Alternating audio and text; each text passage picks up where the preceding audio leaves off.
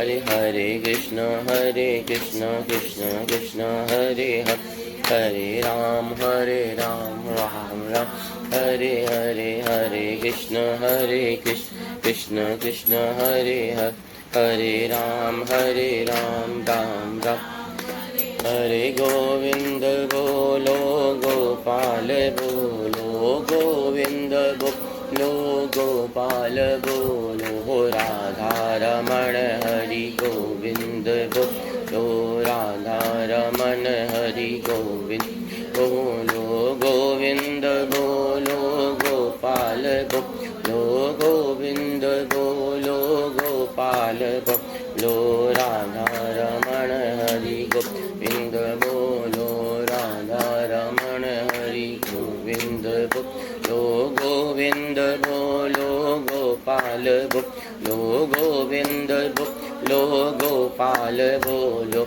राधा रमण हरि गोविंद बोलो, राधा रमण हरि ओ राधा रमण हरि गोविंद बोलो, राधा रमण हरि गोविंद बोलो, हरे कृष्ण कृष्ण कृष्ण हरे हरे राम राम राम हरे हरे कृष्ण कृष्ण कृष्ण हरे हरे, हरे राम राम हरे हरे कृष्ण कृष्ण कृष्ण हरे हरे, हरे राम राम हरे हरे, हरे कृष्ण कृष्ण कृष्ण हरे हरे, हरे राम राम हरे हरे, हरे कृष्ण कृष्ण कृष्ण हरे हरे, हरे राम राम हरे कृष्ण कृष्ण कृष्ण हरे हरे, हरे राम राम हरे हरे, हरे कृष्ण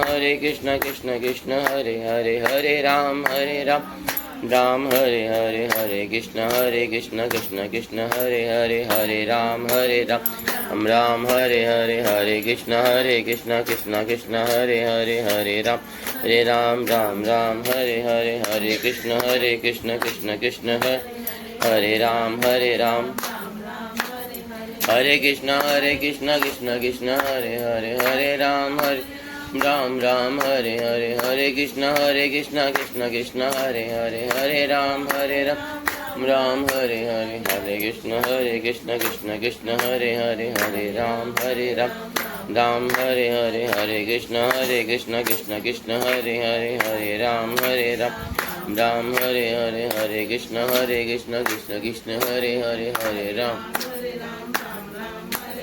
हरे कृष्ण कृष्ण कृष्ण हरे हरे, हरे राम राम राम हरे हरे, हरे कृष्ण कृष्ण कृष्ण हरे राम राम राम हरे हरे, हरे कृष्ण कृष्ण कृष्ण हरे राम राम राम हरे हरे, हरे कृष्ण कृष्ण कृष्ण हरे हरे, हरे कृष्ण कृष्ण कृष्ण हरे हरे, हरे राम राम हरे हरे, हरे कृष्ण कृष्ण कृष्ण हरे हरे, हरे राम राम राम हरे, हरे कृष्ण कृष्ण कृष्ण हरे हरे, हरे राम राम हरे हरे, हरे कृष्ण कृष्ण कृष्ण हरे हरे, हरे राम राम राम हरे, हरे कृष्ण कृष्ण कृष्ण हरे हरे, हरे राम राम हरे हरे, हरे कृष्ण कृष्ण कृष्ण हरे हरे, हरे राम हरे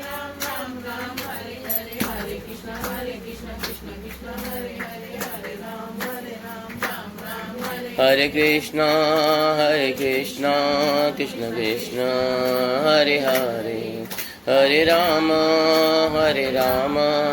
राम राम हरे हरे, हरे कृष्ण कृष्ण कृष्ण हरे हरे, हरे राम राम राम हरे हरे, हरे कृष्ण कृष्ण कृष्ण हरे हरे, हरे राम राम राम हरे हरे, हरे कृष्ण कृष्ण कृष्ण हरे हरे, हरे राम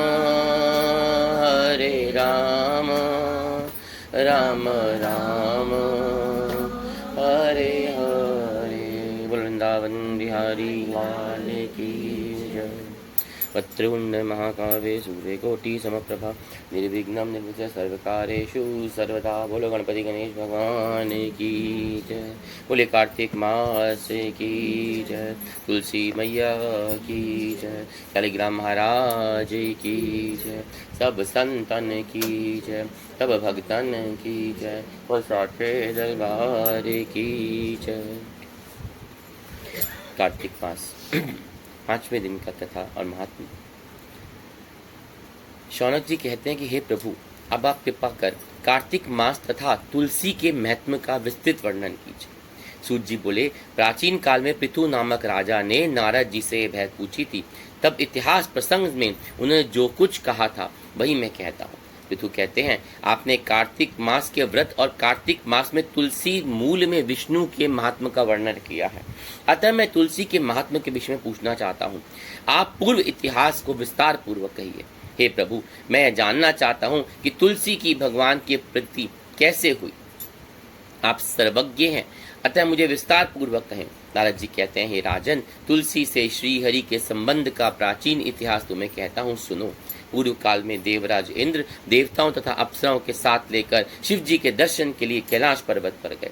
जैसे ही उन्होंने शिव भवन में प्रवेश किया, वैसे ही वहां उन्होंने एक भीमकर्मा भयंकर नेत्रों वाले पुरुष को देखा। इंद्र ने उससे पूछा, तुम कौन हो? शंकर जी कहाँ हैं? परंतु कई बार पूछने पर भी जब वह कुछ नहीं बोला, तब इंद्र ने क्रुद्ध होकर कहा, तूने मेरे प्रश्न का उत्तर नहीं दिया, अतः है दुर्बुद्धि, मैं तुझे अपने व्रज से मारता हूँ, देखूं तेरी रक्षा कौन करता है। यह कहकर इंद्र ने उस पर व्रज का प्रहार कर दिया। व्रज प्रहार से उसका कंठ नीला पड़ गया और व्रज भी जलकर नष्ट हो गया। तब वह व्यक्ति ऐसा क्रुद्ध हुआ जैसे कि रुद्र अपने तेज से सबको जलाता समय क्रुद्ध हो जाते। यह देखकर बृहस्पति हाथ धोकर खड़े हो गए तथा इंद्र भूमि पर दंडवत प्रणाम करके स्तुति करने लगे। बृहस्पति ने कहा, हे देवादिदेव, हे त्र्यंबकम, हे कदर्पी, हे त्रिपुरारी, हे सर्व, हे अंधकारी,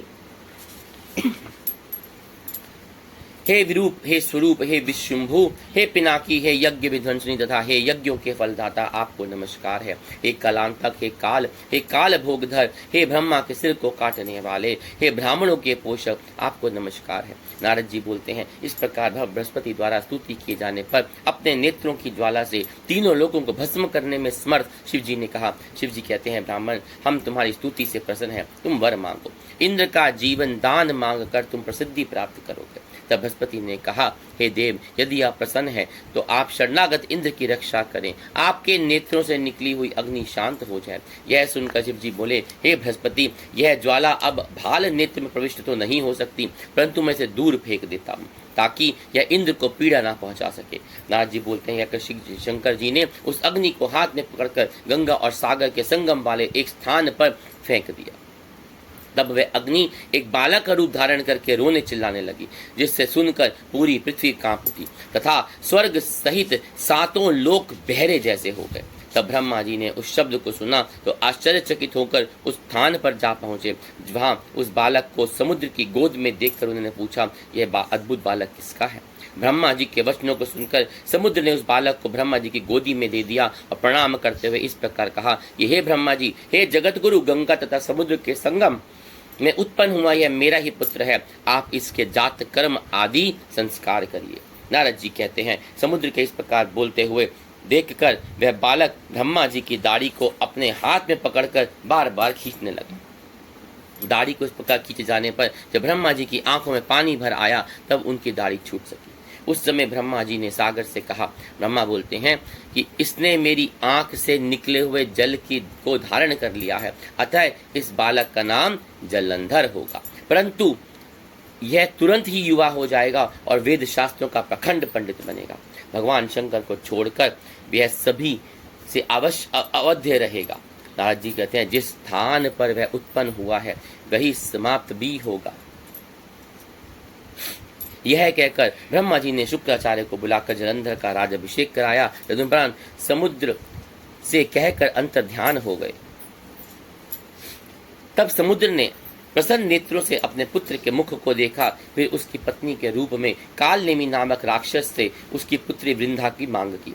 फिर जलंधर का विवाह वृंदा के साथ हो गया। दैत्य राजकाल ने मीनोस का विवाह प्रसन्नता पूर्वक करा और पतिव्रता नारियों के में अग्रण्य तथा मधुर भाषणी वृंदा को हृदय से लगाकर जलंधर रात दिन रंगरेलियां मनाने लगा।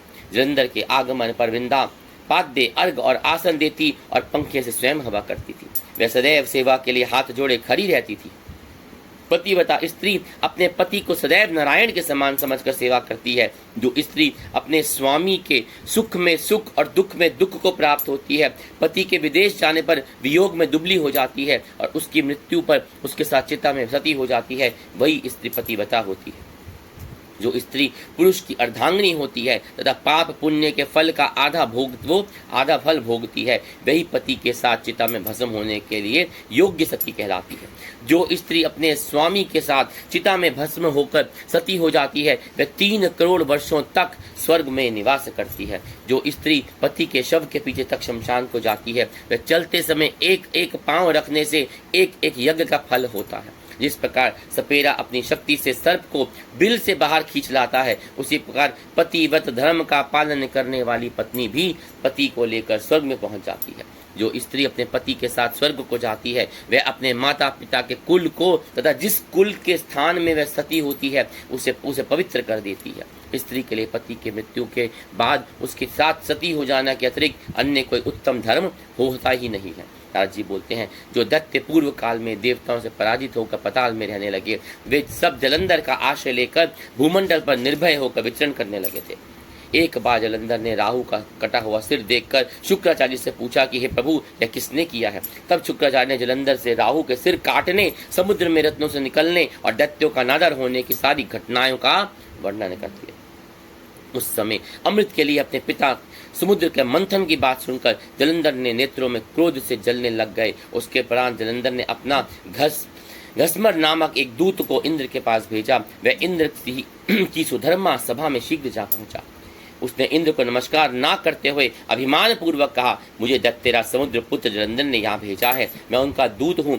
उन्होंने कहा, उसे सुनिए, आपने हमारे पिता का पर्वत के द्वारा मंथन क्यों किया? उसमें से जो रत्न निकले हमें उसे तुरंत लौटा दीजिए। नारद जी बोलते हैं, दूत के इन शब्दों को सुनकर दैत्यराज इतना कुछ चकित, कुछ भयभीत तथा कुछ क्रुद्ध होकर पकार बोले। इन्होंने कहा, दूत सुनो, समुद्र ने हमसे डरे हुए पर्वतों को अपने हृदय में बिठाया था। उसने ही हमारे शत्रु राक्षसों को भी अपनी गोद में स्थान देकर अभय किया था, इसलिए हमने समुद्र का मंथन किया। समुद्र का एक पुत्र शंखासुर भी देवताओं की शत्रुता करने लगा था, उसे हमारे अनुज विष्णु ने नष्ट कर दिया। समुद्र के मंथन का यथार्थ कारण हमने तुम्हें बता दिया। नारद जी ने कहा, इस प्रकार इंद्र द्वारा समझाया गया दूत वापस लौट आया और उसने दैत्यराज जलंधर को वृत्तांत सुना दिया। उसके सुनकर जलंधर के होठ क्रोध से आवेश में कांपने लगे और वे देवताओं को जीतने की युक्ति सोचने लगे। उसके अयोग से उद्योग की सहायता देने के लिए चारों दिशाओं से तथा पाताल लोक से कई 100 करोड़ राक्षस उसके पास आ पहुंचे और उसके उपरांत जलंधर शुम निशुम आदि करोड़ों सेनापतियों के साथ लेकर इंद्र के नंदन नामक वन में जा पहुंचा। और जलंधर वहां अमरावती को घिरा हुआ देखकर दैत्य गण भी युद्ध करने के लिए आ गए। फिर देवताओं द्वारा तथा राक्षसों की सेनाओं को एक दूसरे से मूधल, परिध, बाण, गदा, शक्ति तथा परशु आदि के आक्रमण करके युद्ध करने लगे। दैत्य, देवता और राक्षस एक दूसरे को प्रहार कर रहे थे, जिसके कारण क्षण भर में इतना सा रक्त भय उठा कि सारी सेना डूब गई। युद्ध में गिरे हुए हाथी, घोड़े, पैदल सैनिकों से रणभूमि ऐसे लग रही थी जैसे बादल की घटाओं द्वारा संध्या शोभायान होती है। शुक्राचार्य अपने मंत्रोच्चारण के द्वारा जल के छींटे दे देकर युद्ध में मरे राक्षसों को जीवित कर रहे थे। बृहस्पति भी द्रोणाचल से औषधि ला ला कर देवताओं को जीवित कर रहे थे। युद्ध में भरे हुए देवता तथा देवताओं को पुनः जीवित देखकर जलंधर ने क्रुद्ध होकर शुक्राचार्य से इस प्रकार कहा, बोला, मैंने सुना है कि संजीवनी विद्या तो आपके अतिरिक्त कोई और नहीं जानता, तो ऐसी स्थिति में मेरे द्वारा मारे गए देवता पुनः जीवित क्यों हो रहे हैं? शुक्राचार्य बोले, देव गुरु बृहस्पति द्रोणाचल पर्वत से दिव्य औषधि ला ला कर जीवित कर रहे हैं, अतः तुम उस पर्वत को ही उठा लाओ। बृहस्पति जी ने कहा, शुक्राचार्य ने कहते ही दैत्य जलंधर द्रोणाचल पर्वत पर उठा कर समुद्र में फेंक आया और पुनः युद्ध क्षेत्र में आ गया। अस्तु, जब बृहस्पति मरे हुए देवताओं को जिलाने के लिए, औषधि लेने के लिए वहां पहुंचे, द्रोणाचल पर्वत पर जाकर गए, उन्हें पर्वत दिखाई नहीं दिया। और उस समय दैत्यराज जलंधर ने पराजित होने के भय से आकांक्षा से तीव्र श्वास भरते हुए बृहस्पति ने देवताओं को इस पर कहा कि बोले कि हे देवताओं, तुम यहाँ से भाग जाओ, अब तुम इस महादैत्य पर विजय नहीं पा सकोगे और जीवित भी नहीं लौट सकोगे। तब दैत्य भगवान शंकर के अंश से उत्पन्न हुआ है और इंद्र ने जैसा किया उसका स्मरण करो। बृहस्पति जी ने इन वचनों को सुनकर दैत्य द्वारा मारे जाते हुए भयभीत देवतागण सब दिशाओं में भाग गए और देवताओं को भागा हुआ देखकर जलंधर ने शंख, भेरी आदि विजय वाद्यों को बजाते हुए इंद्र की अमरावतीपुरी में प्रवेश किया। देवताओं को अपनी नगरी में प्रविष्ट हुआ देखकर इंद्र आदि सभी देवता वहां से भागकर सुमेरु पर्वत की गुफाओं में जाकर छिप गए। उसके पश्चात जलंधर भी सुमेरु पर्वत की ओर चल दिया और इंद्र आदि देवताओं को अधिकार शुंभ आदि राक्षसों को सौंप कर चला गया। नारद जी बोले, तब दैत्यराज को पुनः आता देखकर भयभीत इंद्र आदि सभी देवताओं ने भगवान विष्णु की स्तुति करना आरंभ किया। देवता बोले, हे प्रभु, आपने मत्स्य, कश्यप आदि अनेक रूप धारण किए हैं, अपने भक्तों का कार्य संपादित किया है। आप संतापहारी, ब्रह्मादि सृष्टि का पोषण करने वाले तथा संहार करने वाले एवं शंख, चक्र, गदा, पद्म को अपने हाथ में धारण करने वाले हैं। आपको नमस्कार करते हैं। आप रमावल्लभ, असुर संहारी, गरुड़ पर सवारी करने वाले, पीताम्बरधारी, यज्ञादि आदि क्रिया वर्धक और शरणागत रक्षक है। आपको अनेक अनेक बार नमस्कार है। हे विष्णु, आप देवताओं के दुख को हारी, पर्वत को नष्ट करके हेतु व्रज स्वरूप शेष शाही तथा सूर्य एवं चंद्र जैसे नेत्रों वाले हम आपको नमस्कार करते हैं। नाथ जी कहते हैं कि जो मनुष्य इस संकट नाशक स्तोत्र का पाठ करता है वह प्रभु की कृपा से अपने सभी कष्टों को, संकटों के कारण दुखी नहीं होता। इस प्रकार देवताओं ने दैत्य हारी विष्णु की स्तुति की तथा श्री विष्णु जी ने देवताओं के संकट को अवगत हो गए। तब कृपा से खिन्न मन वाले श्री विष्णु गरुड़ पर बैठे और उस समय लक्ष्मी उन्हें इस प्रकार कहा। लक्ष्मी जी कहती हैं, प्रभु, आप शीघ्रता से जाने के लिए कहाँ तैयार हुए हैं? कहाँ जाएंगे? मुझे लगता है कि आप कहीं युद्ध करने के लिए जा रहे हैं। विष्णु बोले, तुम्हारे भाई जलंधर ने देवताओं को रुला रखा है, वे मुझे बुला रहे हैं, अतः मैं उससे युद्ध करने जा रहा हूँ। लक्ष्मी बोली, कृपानिधे, मैं आपकी सदैव प्रिय और भक्ता रही हूँ, तब आप मेरे भाई से युद्ध क्यों करोगे? श्री विष्णु बोले, जलंधर भगवान रुद्र के अंश से पैदा हुए हैं, उसे ब्रह्मा जी का आशीर्वाद भी प्राप्त है और वह तुम्हारा प्रिय भी है, अतः मेरे द्वारा नहीं मारा जाएगा। राज जी कहते हैं, इस प्रकार विष्णु जी शंख, चक्र, गदा और जलंधर और तलवार हाथ में लेकर गरुड़ की सवारी हो अत्यंत शीघ्रता पूर्वक संग्राम करने हेतु तो उस पर चल दिए जहाँ दैत्यराज जलंधर उपस्थित था। उसे विष्णु जी के वाहन गरुड़ के पंखों से तीव्र वायु से युद्ध क्षेत्र में बने हुए राक्षस आकाश में बादलों की तरह उड़ने लगे और उस वायु से दैत्य भी प्रताड़ित होकर जलंधर युद्ध क्रुद्ध नेत्रों से विष्णु के सामने आ पहुंचा। तब विष्णु और जलंधर में बहुत घोर महाघोर संग्राम होने लगा और आकाश बाणों से घिर गया। फिर विष्णु ने दैत्यराज जलंधर को पताका, छत्र, धनुष तथा घोड़े को अपने बाणों से नष्ट कर दिया। फिर उसकी छाती पर एक बाण से आघात किया। तभी जलंधर ने भी सामने पहुंचकर अपनी गदा उठाकर गरुड़ के मस्तक पर गहरा आघात कर दिया, जिससे वे भूमि पर गिर पड़े। तदुपरांत विष्णु ने हंसते हुए अपनी तलवार तथा जलंधर की गदा को काट गिराया तो जलंधर ने विष्णु की छाती पर मुक्के से प्रहार किया। फिर महाबली विष्णु और जलंधर दोनों में मल्लयुद्ध होने लगा।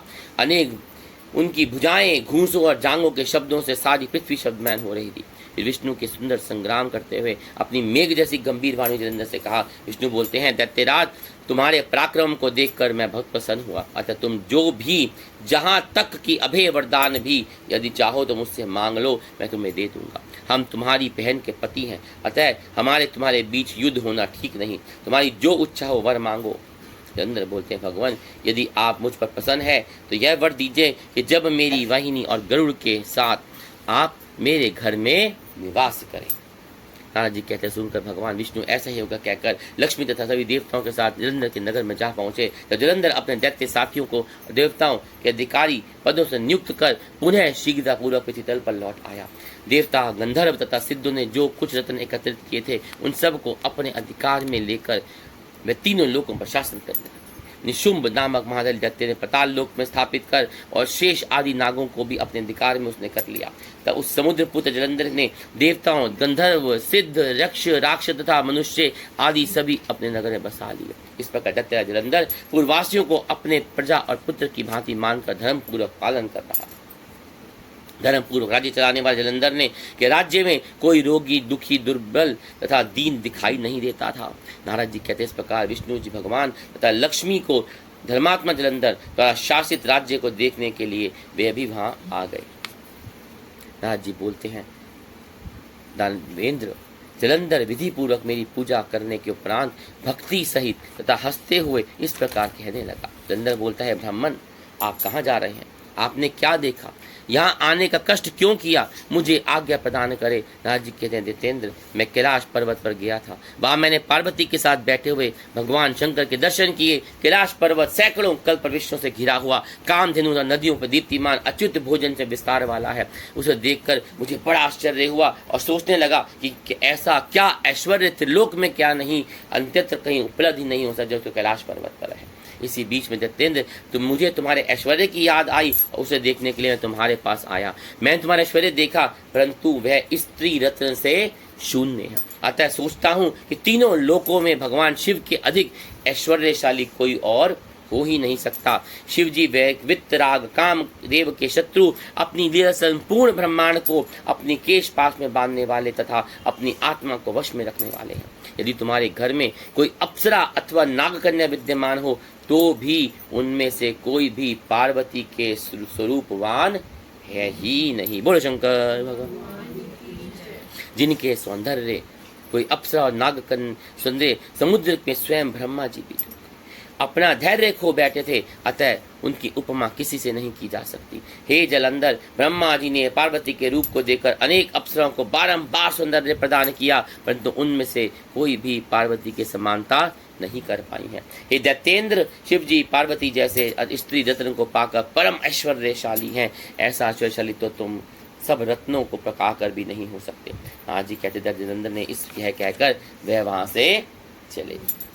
तब मेरे द्वारा किए गए पार्वती के सौंदर्य की प्रशंसा से उस काम वहील बना दिया। वह जलंधर ने राहु के पास बुलाकर शिव जी के पास अपना दूध बनाकर भेज दिया, क्योंकि वह भगवान विष्णु की माया से प्रभावित हो चुका था। उसने काल रूपी अंधेरे से बने हुए अंधकार में डूबता हुआ वह राहु कैलाश पर्वत पर जा पहुंचा और शिव जी ने द्वारपाल नंदी ने उसे रोका। तब उस समय शिव जी की आंख का संकेत करते हुए राहु को अपने बात कहने की प्रेरित कर दिया। राहु बोला, हे विश्वध्वज, आप देवताओं तथा नागों के सेवक त्रिलोकाधिपति सब रत्नों के स्वामी दैत्यराज जलंधर की आज्ञा को सुनिए। उन्होंने कहा है कि आप शमशानवासी, हड्डियों की माला धारण करने वाले और दिगंबर देश वाले हैं। फिर आपकी पत्नी पार्वती इतनी सुंदर क्यों? आप तो सदैव योग में रत रहने वाले दिगंबर, धूल लपेटे हुए जटामुद्र आदि आभूषणों से धारण करने वाले, अतः ऐसी सुंदर पत्नी आपके योग्य नहीं है। मैं रत्नों का स्वामी हूँ और आपकी स्त्री भी रत्न के समान है, अतः वह मेरी ही होनी चाहिए। वह आप जैसे भिखारियों के योग्य नहीं। नारद जी कहते हैं, राहु के इस प्रकार कहने पर भगवान शंकर ने कि भूमध्य से प्रज्वलित अग्नि के समान एक प्रभावशाली पुरुष उत्पन्न हुआ। उसका मुख सिंह के समान था, जीवा प्रज्वलित हो रही थी और नेत्रों से ज्वाला भरी हुई थी। उसके केश ऊपर की ओर खड़े थे, श्वेत रंग शरीर का था। ऐसा लगता था जैसे वह दूसरा नरसिंह हो। वह राहु को खाने के लिए झपटा। उस समय राहु भयभीत होकर सोचने लगा, परंतु उसने दौड़कर उसे पकड़ लिया। तब राहु ने चिल्लाते हुए कहा, हे शंकर, मेरी रक्षा करो, मैं ब्राह्मण हूँ, मुझे खाने के लिए आ रहा है दैत्य। सुनकर महादेव ने उस पुरुष को रोकते इस प्रकार कहा। महादेव जी बोलते हैं, यह दूसरे का भेजा हुआ दूत है, छोड़ दो। यह सुनकर उस पुरुष ने राहु को आकाश की ओर फेंक दिया और राहु को फेंकने के बाद वह पुरुष महादेव जी से बोला। पुरुष ने कहा, हे स्वामी, मुझे भूख लगी है। हे प्रभु महादेव, मैं क्या खाऊं, बताइए तो सही। तब महादेव ने उसे कहा, तुम अपना हाथ और पांव के मांस को काट कर खा लो। राज जी कहते हैं, शिव जी की आज्ञा पाकर वह पुरुष ने अपने हाथ और पांव का मांस खा लिया। उसका केवल सर बचा। उस बचे हुए सूर्य को देखकर शिव जी ने कहा, प्रसन्न हो गए और भयंकर कर्म काले वाले पुरुष से उसको ऐसा कहते हैं। शिव जी कहते हैं कि तुम्हारा नाम कीर्ति मुख होगा और तुम सदैव मेरे द्वारपाल रहोगे। जो लोग तुम्हारा पूजन नहीं करेंगे वे मुझे प्रिय नहीं होंगे। नाथ जी कहते हैं, उस दिन से कीर्ति मुख शिव जी के द्वार पर स्थित रहते हैं। जो लोग उनकी पूजा नहीं करते वह शिव पूजन उनका निष्फल हो जाता है। कीर्ति मुख से छुटकारा पाकर राहु बर्बर नामक स्थान पर जा गिरा। तब उसका नाम भी बर्बर पड़ गया। उस समय राहु ने अपना एक दूसरा जन्म समझा। तब जलंधर के पास पहुंचकर शिव जी का सारा चित्र सुनाया। तब जो कैलाश पर्वत पर घटित हुआ था। नाथ जी कहते हैं तब उन बातों को सुनकर जलंधर अत्यंत क्रुद्ध हो गया और करोड़ों राक्षसों के साथ ले कैलाश की ओर चल पड़ा। उससे चलते समय एकाक्षी शुक्राचार्य तथा अंगहीन राहु सामने आ गए। मुकुट भी भूमि पर जा गिरा, परंतु ऐसे अपशक्नु को होते हुए भी वह वेग पूर्वक आगे बढ़ता ही चला गया। जिस प्रकार वर्षा ऋतु में आकाश बादलों को ढक जाता है, उसी प्रकार राक्षसों से विमानों से पूरा आकाश ढक गया। इंद्र देवताओं जलंधर के क्रुद्ध युद्ध यात्रा को समाचार गुप्त रूप से शंकर के पहुंचाया। देवता बोले, प्रभु हे स्वामी, आप देवताओं के संकट को क्यों नहीं समझ पा रहे हैं? भाई रक्षा के लिए आप सागर पुत्र जलंधर का नाश करें। नाथ जी कहते हैं, देवताओं ऐसे वचन सुनकर श्री शंकर हंसते हुए श्री विष्णु की सर जहाँ पहुंचे, इस पर बोले। शिव जी कहते हैं, विष्णु आपने जलंधर को युद्ध में क्यों नहीं मारा और आप अपने घर बैकुंठ को छोड़कर उसके घर में क्यों चले आए? श्री विष्णु ने कहा, वह आपके अंश से उत्पन्न है, लक्ष्मी का भाई भी है। हे शिव जी, इस कारण मैं उसे नहीं मारा, जब अब आप ही उसका वध कीजिए। शिव जी बोलते हैं, वह सामान्य हथियारों से और तेजस्वी हथियारों से नहीं मरेगा, अतः आप सभी देवता एक नए शस्त्र का रचना करिए और मुझे उस शस्त्र की रचना के लिए आप सब देवता अपना तेज प्रदान कीजिए। नाथ जी कहते हैं, तब विष्णु आदि सभी देवताओं ने अपना अपना तेज दिया, जैसे इकट्ठा कर शिव जी ने सुदर्शन नामक एक ज्वाला माला युक्त भीष्म चक्र की रचना कर दी। बोले शंकर भगवान। शिव जी ने शेष बचे हुए तेज से व्रज का निर्माण किया और उस समय कैलाश के समीपवर्ती क्षेत्र में जलंधर भी दिखाई दे गया। उसके साथ करोड़ों घोड़े, हाथी, रथ तथा पैदल सैनिक थे। तब शिव जी ने अपनी भूत प्रेतों की सेना को तैयार कर दिया। इंद्रादी देवता भी जलंधर की सहायता करने के स्थान पर युद्ध क्षेत्र में आ खड़े हुए। शिव जी की आज्ञा पाकर नंदी, भृंगी आदि मुख्य सेनानी तथा गण भी क्रोध में भरकर युद्ध करने के तैयार हो गए। उन्हें देखकर सब देवता युद्ध करने के लिए तुरंत चल पड़े और शिव जी के गण भी गरजते हुए युद्ध के लिए चल दिए। फिर पृथ्वी पर कैलाश पर्वत में घाटी पर घोर युद्ध प्रारंभ हुआ। देवताओं तथा दैत्यों के अस्त्र द्वारा घोर युद्ध होने लगा। भेरी, भृंगी, शंख योद्धाओं के हुंकार, हाथी, घोड़े, रथों के शब्द से पृथ्वी कांप रही थी। शक्ति, तोमर, बाण, मुदल, परशा, प्रतीश आदि शस्त्रों बाणों से आकाश भर गया था, जैसे उत्कृष्टों से भर जाता है। भरे मरे हुए रथ, हाथी, घोड़े, पैदल सैनिकों से पृथ्वी ऐसी शोभायान हो रही थी जैसे ब्रज के पहाड़ से पर्वत खंड खंड हो जाते। दैत्यों द्वारा मारे गए देवताओं तथा देवताओं द्वारा दैत्यों का मरक्त मांस पृथ्वी पर ऐसा कीचड़ भर गया कि उस समय चलना भी संभव हो गया। देवताओं द्वारा मारे गए दैत्य को शुक्राचार्य बार बार में संजीवित कर रहे थे। यह देखकर देवताओं ने और गणों ने भयभीत होकर शुक्राचार्य को पत्नियों का अवगत कराया। तब शिव जी के मुख से एक भयंकर डरावनी ताड़ वृक्ष के समान जांगों वाली गुफा जैसे मुख वाली और अपने स्तनों द्वारा पृथ्वी को नष्ट करने वाली कृत्या उत्पन्न हो गई। वह कृत्या युद्ध में पहुंचकर महान राक्षसों खाती हुई शुक्राचार्य को अपनी योनि में दबाकर अंतर ध्यान हो गई।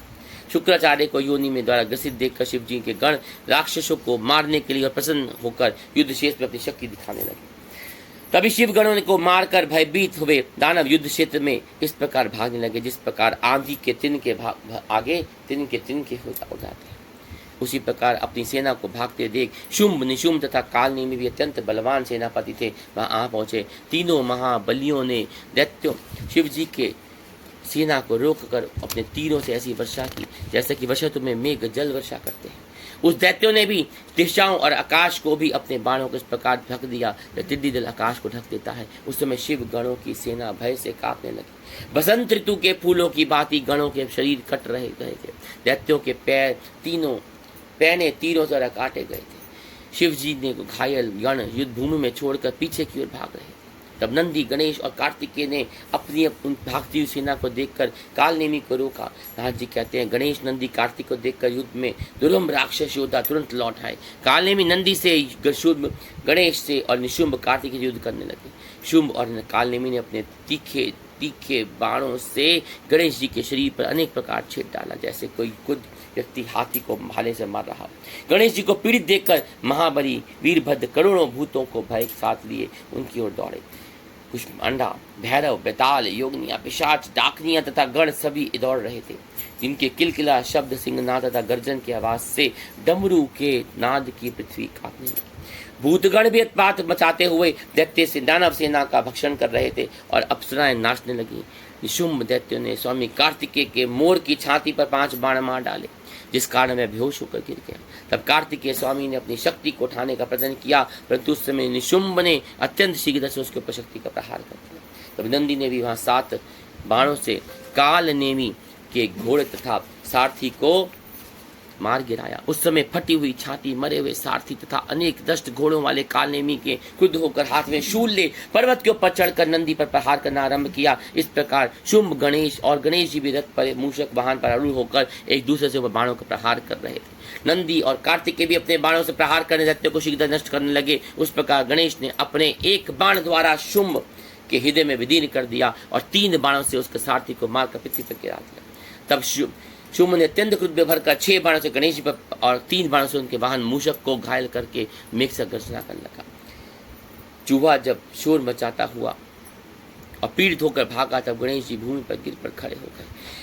वे गणेश जी शुंभ के हाथ से परसे का प्रहार कर चूहे को अपने पुनः आरूढ़ हो गए। इस प्रकार मरे हुए, कटे हुए, बुरी दशा पड़े हुए, व्याकुल तथा दुखी दैत्यों को देखकर दैत्य सेना बहुत दुख हुआ। अपनी सेना को दुखी देखकर जलंधर ऊंचे ध्वज वाले राक्षस पर आरूढ़ हुआ और गणों के साथ युद्ध भूमि में आ पहुंचा। उस समय दोनों सेना, हाथी, घोड़े, रथ, शंख तथा भेरी आदि के शब्द गूंजने लगे। सैनिक सिंहनाद करने लगे। जलंधर ने ऐसे बाणों की वर्षा के पृथ्वी को आकाश भर दिया। उससे 5 बाणों से वीरभद्र को घायल करते मेघ गरजने लगा। तब स्वामी कार्तिकेय ने अपनी शक्ति द्वारा जलंधर के ऊपर शीघ्रतापूर्वक प्रहार किया, जिसके कारण किंचित व्याकुलित होकर घूम गया। फिर जलंधर ने क्रोध में भरकर कार्तिकेय के ऊपर गदा का प्रहार किया और जिस कारण पृथ्वी पर गिर पड़ा। उस समय क्रोध में भरकर उसने नंदी को भी पृथ्वी पर गिरा दिया और गणेश जी से युद्ध को उनकी गदा को काट डाला। फिर वीरभद्र ने जलंधर की छाती को 3 बाण मारे और 7 बाणों से घोड़ों को मार के युद्ध में छत्र को भी छिन्न भिन्न कर दिया। तब जलंधर ने क्रोध में भरकर अपनी भयानक शक्ति से प्रहार किया और वीरभद्र को पृथ्वी पर गिरा दिया। इस प्रकार गणेश जी पृथ्वी पर गिरा। अत्यंत अनेक आरूढ़ हुआ वीरभद्र ने पृथ्वी को फिर किया। वीरभद्र ने तुरंत युद्ध करने लगा और जलंधर के घोड़े को अपने पट से मार डाला। जलंधर ने वीरभद्र के मस्तक पर परिधि से प्रहार किया और इस प्रकार वहां रक्त बहने लगा पृथ्वी पर। वीरभद्र को पृथ्वी पर गिरा देख शिवगण भय से चिल्लाते हुए शुद्ध क्षेत्र में पलायन कर। तब युद्ध क्षेत्र के सामने भागता हुआ देखकर शिवजी अत्यंत क्रोध हुए और तब गणों को कोलाहल देखकर शिवजी स्वयं बैल पर आरूढ़ होकर हंसते हुए मुद्रा में शुद्ध क्षेत्र में आ गए और रुद्रदेव युद्ध क्षेत्र में उपस्थित देखकर उनके गण सिंहनाद करते वापस लौट आए। सिंहनाद करते हुए बाणों की वर्षा करके दैत्यों का वध करने लगे। तब दैत्यों ने युद्ध क्षेत्र में भीषम रुद्र देवता उपस्थित हुए और प्रकार भाग रहे। कार्तिक मास का व्रत रखने वाले पाप दूर पा जाते हैं। इस प्रकार दैत्य युद्ध भूमि से भाग रहे थे। युद्ध क्षेत्र में दैत्यों को भागता हुआ देखकर जलंधर अत्यंत क्रोधित हुआ और एक साथ सहस्त्रों बाणों की वर्षा करते का शिव जी की ओर लपक पड़ आ गया। निशुंभ, शुंभ, कालनेमी आदि राक्षसों में 7 खड़रोमा, प्रचंड और घमसर आज दैत्य शिव जी की ओर दौड़ पड़े। इतने सारे जैसे त्रिशूल वज्र एक हाथ में लिए शोभायान हो रहे थे। शिव जी ने अपने गणों को देखते हुए बाणों द्वारा दैत्यों सेना को अंधकार से नष्ट कर दिया। वेगशाली वायु के द्वारा बाणों द्वारा दैत्यों को पीड़ित कर दिया और प्रचंड बाणों को के जाल में पृथ्वी को गिरा दिया। उन्होंने परशु से खडक रोमा का सिर काट डाला और खटवांग से खरवांग के सिर के 2 टुकड़े कर दिए। गमसन दैत्य को अपने पास से पृथ्वी बांध कर गिरा दिया। इस प्रकार नंदी के बाणों द्वारा भी अनेक दैत्य मारे गए और जिस प्रकार सिंह के भय से हाथी भाग जाता है, उस प्रकार शिव जी को देखकर सभी दैत्य भयभीत होकर वहां से भाग गए। जलंधर अत्यंत क्रुद्ध हुआ और शीघ्रतापूर्वक शिव जी को समक्ष पहुंचा और युद्ध के लिए ललकारा। युद्ध क्षेत्र में भी इंद्र को उपस्थित देखकर उन्हें 3 बाण से इंद्र पर प्रहार कर 4 बाण को कर दिया और 1 बाण से सारथी को मार दिया। तब शिव जी ने भी अपने 7 बाणों से जलंधर के प्रहार किया और बाणों द्वारा उसके घोड़ों को मारकर पृथ्वी पर गिरा। तब क्रोध में भरे जलंधर ने घर्षणा करते हुए शिव जी युद्ध भूमि में करने लगे। ललकारा। जलंधर बोला, हे जटाधारी, तुम अब मेरे साथ युद्ध कर अपने बल का प्रदर्शन करो और अन्य लोगों को मारने से क्या लाभ। नाथ जी बोलते हैं, वे कहकर जलंधर ने शिव जी के ऊपर 70 बाण छोड़े और शिव जी ने उन्हें काट गिराया। फिर उन्होंने हंसते हुए अपने 7 बाण छोड़े। जलंधर ने घोड़े, ध्वजा, छत्र, धनुष तथा रथ को नष्ट कर दिया। तब जलंधर गदा लेकर शिव जी की ओर बढ़ा और शिव जी ने अपने बाणों से गदा को नष्ट कर दिया। वह घूसा तान कर शिव जी की ओर लपका।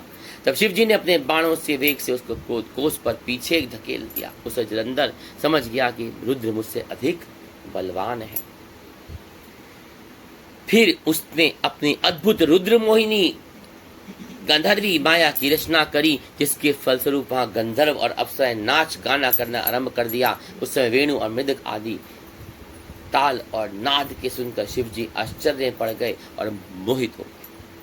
उनके हाथों से अस्त्र शस्त्र फिसल कर गिर गए और रुद्र ने अपनी स्थिति को अचेत समझकर जलंधर काम पीड़ित होकर युद्ध क्षेत्र में महाबली शुंभ निशुंभ को स्थापित कर उस जगह जहां पहुंचा जहां माता गौरी विराजमान होकर बैठी हुई थी। उसने 10 हाथ 5 मुख 3 नेत्र और जटाधारी बनकर शिव का रूप धारण कर ऋषभ पर सवार होकर दूसरे शिव का रूप धारण फिर कर लिया और उस रुद्र वेशधारी जलंधर को आता देख शिव जी पत्नी जो थी पार्वती मैया अपनी सखियों के बीच कर उठकर खड़ी हो गई और उनके सामने आ पहुंची। जलंधर ने पार्वती को अपने सम्मुख देखा तो उसका वीर्यपात हो गया उनके सौंदर्य को देखकर और जड़वत बन के वहीं पे वो स्थित हो गई। तब उसका दैत्य का वास्तविक रूप को मां पार्वती समझ गई और भयभीत हो गई और कांपती हुई और तीव्र सांसें लेती हुई घर के भीतर चली गई। थोड़ी देर में बिजली के समान पार्वती का दृश्य हुआ जानकर जलंधर युद्ध क्षेत्र में उस स्थान पर जा पहुंचा जहाँ शंकर विद्यमान थे और पार्वती जी ने विष्णु जी का स्मरण किया। उनके समीप आ पहुंचे और पार्वती जी बोली, हे विष्णु, क्या आपको यह नहीं पता कि जलंधर द्वारा दुष्ट जलंधर द्वारा अद्भुत कार्य किया जा रहा है? वह दुर्बुद्धि क्या चाहता है उसे आपको मालूम नहीं? विष्णु बोलते, जलंधर को जो मार्ग दिखाया है हम उसी का अनुकरण करेंगे, जैसा उसने किया हम उसी का अनुकरण करेंगे, अन्यथा वह पतिव्रत धर्म से सुरक्षित रहने के कारण मारा नहीं जा सकता। नारद जी बोलते हैं, इतना कहकर विष्णु जी जलंधर की नगरी में जहाँ पहुंचे और वहां उसकी पत्नी वृंदा को पति पातिव्रत धर्म व्रत नष्ट करने की युक्ति सोचने लगे। इधर युद्ध क्षेत्र में स्थित रुद्र भी जलंधर की माया से मुक्त हो गए। तब शिव जी ने आश्चर्यचकित एवं क्रुद्ध होकर जलंधर से पुनः संग्राम छेड़ दिया। दैत्य भी शिव जी से पुनः युद्ध करने लगा और बाणों की वर्षा करने लगा, जिससे वे आच्छादित हो। आज इसी के साथ पद्म पुराण में कार्तिक महात्मा के अंतर्गत कथा में जलंधर का जन्म उपाख्यान तथा जलंधर का युद्ध आख्यान नामक अध्याय आज समाप्त होता है। यहीं पे विराम करते हैं और नमो नारायण नमो नारायण नमो नारायण। बोलो शंकर भगवान की जय, कार्तिक मास की जय, सच्चे दरबार की जय। ओ श्रीमन्नारायण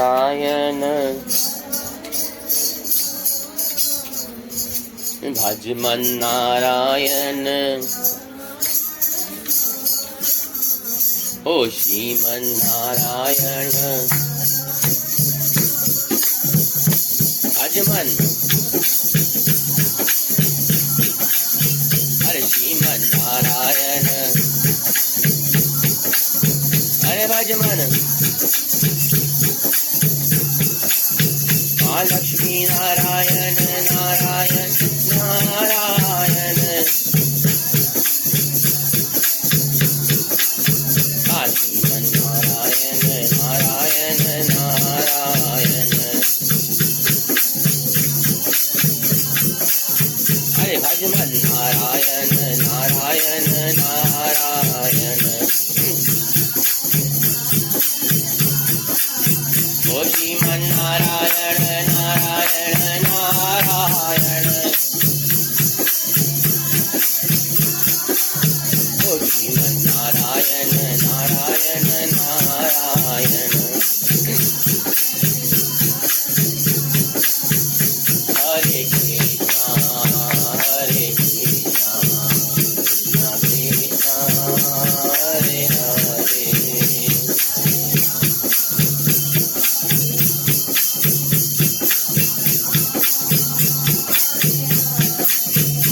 हरे कृष्णा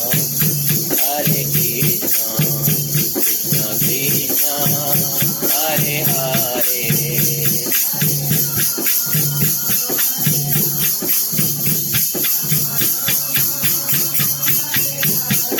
हरे कृष्णा कृष्णा कृष्णा हरे हरे,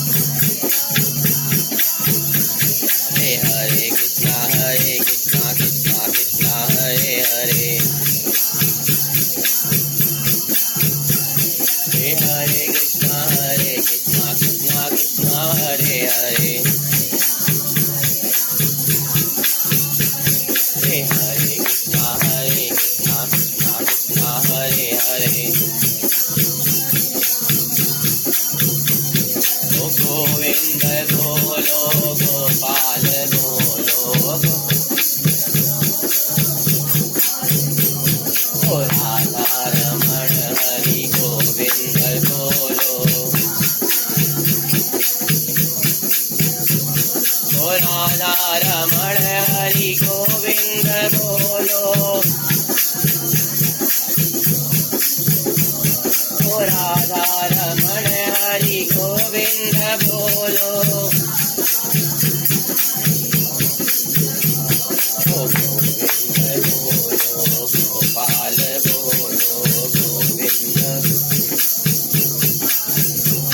ओ राधा रमण हरि गोविंद बोलो,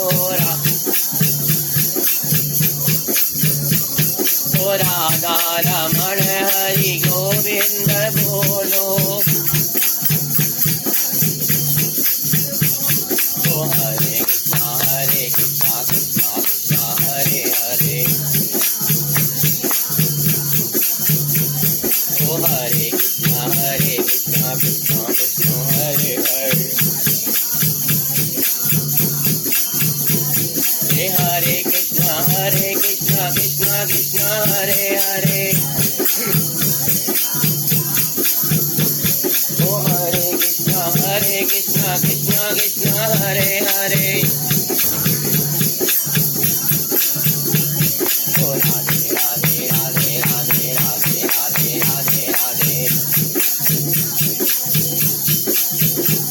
ओ राधे राधे राधे राधे राधे राधे राधे राधे,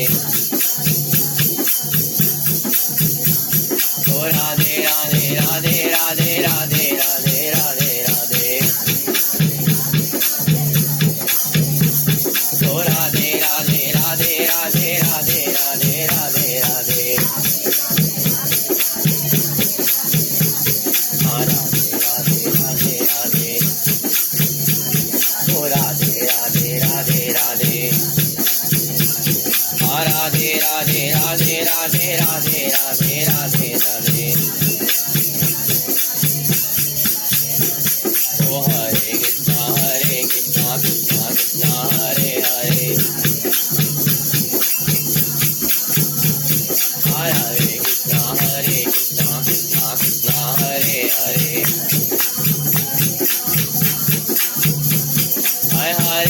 हरे कृष्णा कृष्णा कृष्णा हरे हरे, ओ हरे कृष्णा कृष्णा कृष्णा हरे हरे, ओ जय श्री राम जय श्री राम जय श्री राम जय जय श्री राम, जय श्री राम जय श्री राम जय श्री राम जय जय श्री राम, राम जय श्री राम जय श्री राम जय श्री राम जय जय श्री राम, ओ जय श्री राम जय श्री राम जय श्री राम जय जय श्री राम, जय जय श्री राम जय जय श्री राम जय श्री राम जय जय राम जय श्री राम जय जय श्री राम, ओ जय श्री राम जय जय श्री राम, राम जय श्री राम जय जय श्री राम, हरे कृष्णा कृष्णा कृष्णा हरे हरे, हरे कृष्णा कृष्णा कृष्णा हरे हरे, हरे कृष्णा कृष्णा कृष्णा हरे हरे, ओ हरे कृष्णा कृष्णा कृष्णा हरे हरे,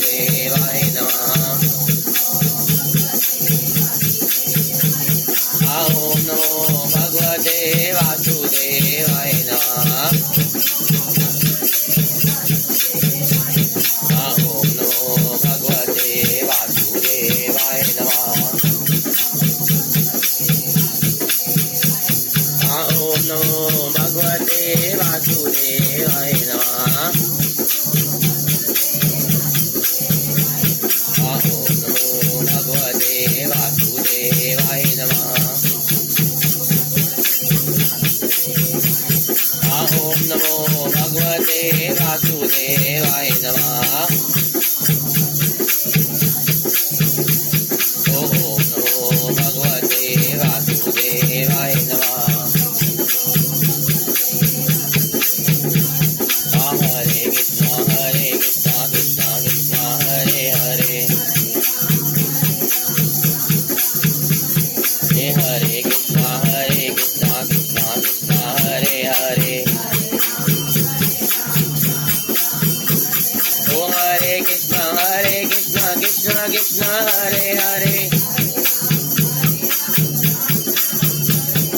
हरे कृष्णा कृष्णा कृष्णा हरे हरे। ओ हरे कृष्णा कृष्णा कृष्णा हरे हरे। ओ श्री कृष्ण गोविंद हरे मुरारी, हे नाथ नारायण वासुदेवा। श्री कृष्ण गोविंद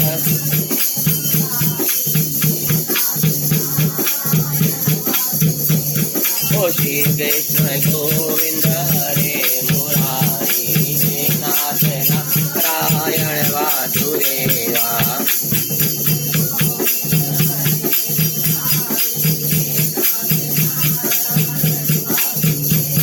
ओ श्री कृष्ण गोविंद हरे मुरारी, हे नाथ नारायण वासुदेवा।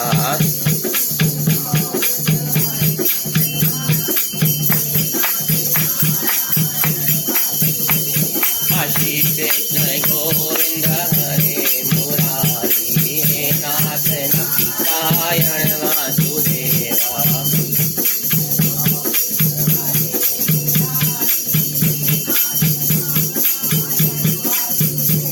ओ हरे कृष्णा कृष्णा कृष्णा हरे हरे,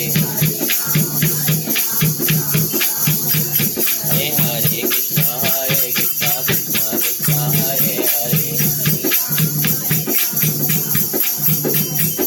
हरे कृष्णा कृष्णा कृष्णा हरे हरे।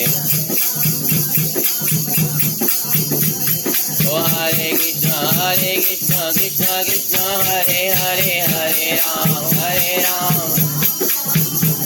ओ हरे कृष्णा कृष्णा कृष्णा हरे हरे राम। नमः शिवाय नमः शिवाय नमः शिवाय नमः शिवाय नमः शिवाय नमः शिवाय नमः शिवाय नमः शिवाय नमः शिवाय नमः शिवाय नमः शिवाय नमः शिवाय नमः शिवाय। ओम नमः शिवाय ओम नमः शिवाय ओम नमः शिवाय ओम नमः शिवाय ओम नमः शिवाय ओम नमः शिवाय ओम नमः शिवाय नमः शिवाय नमः शिवाय नमः शिवाय नमः शिवाय नमः शिवाय नमः शिवाय ओम नमः शिवाय ओम नमः शिवाय।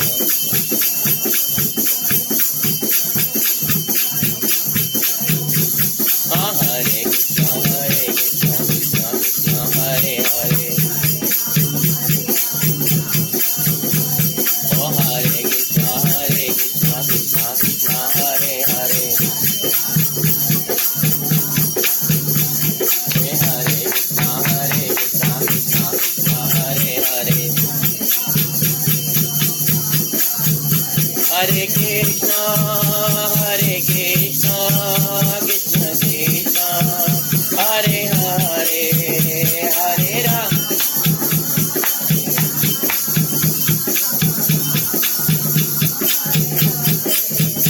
हरे कृष्णा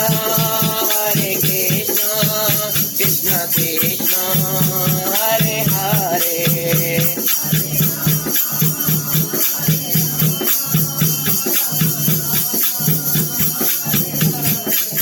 ओ हरे Krishna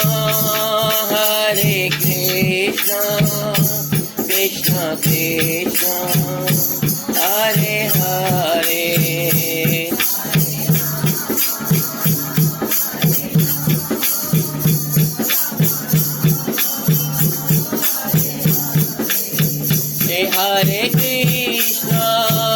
Hare Krishna, Krishna Krishna, Hare Hare.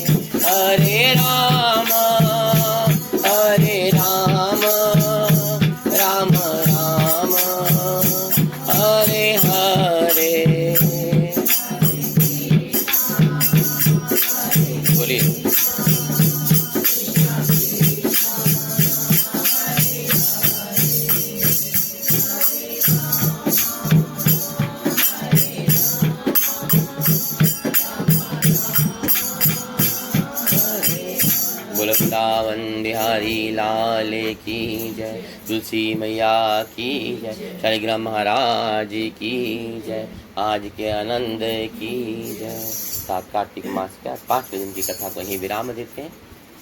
नमो नारायण, नमो नारायण, नमो नारायण। हरि ओम तत्सत।